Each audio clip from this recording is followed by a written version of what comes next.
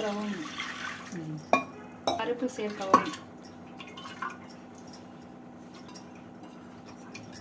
பருப்பு கடலைப்பருப்பு சேர்க்கவும்.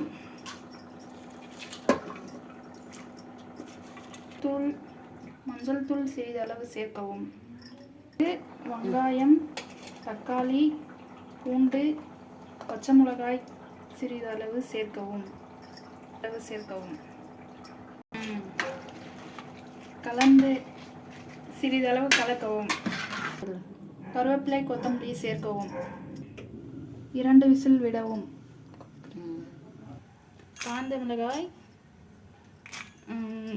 தேங்காய், சீரகம் சிறிதளவு போட்டு மிக்சியில் அரைத்து விடவும். போடவும் சிறிதளவு.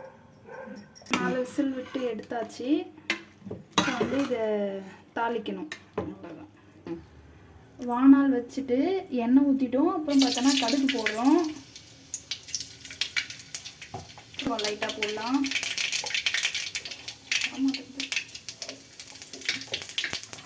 பிறகு ஆனியன், வெங்காயம், தக்காளி, பூண்டு, பச்சை மிளகாய் போட்டு வதக்கணும்.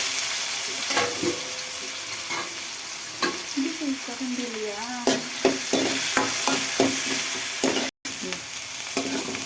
இது நல்லா முருளாக வறுக்கணும்.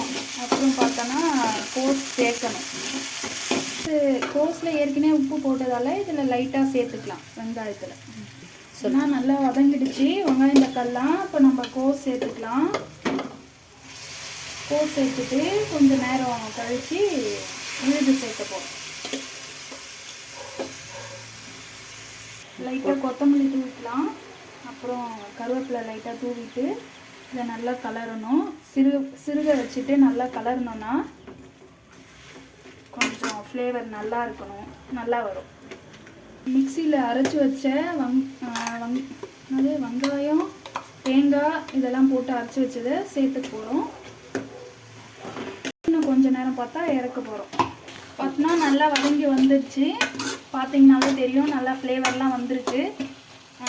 கடைசியாக பார்த்தோன்னா கொத்தமல்லி தூவிட்டு ஆஃப் பண்ணிடலாம். அவ்வளோதான், முடிய போகுது. இப்போ பார்த்தீங்கன்னா சப்பாத்தி கோஸ் கூட்டு செஞ்சுருக்கோம். செஞ்சு பாருங்கள், நல்லாயிருக்கு. பிடிச்சிருந்தா லைக், ஷேர், சப்ஸ்கிரைப் பண்ணுங்கள். தேங்க்யூ.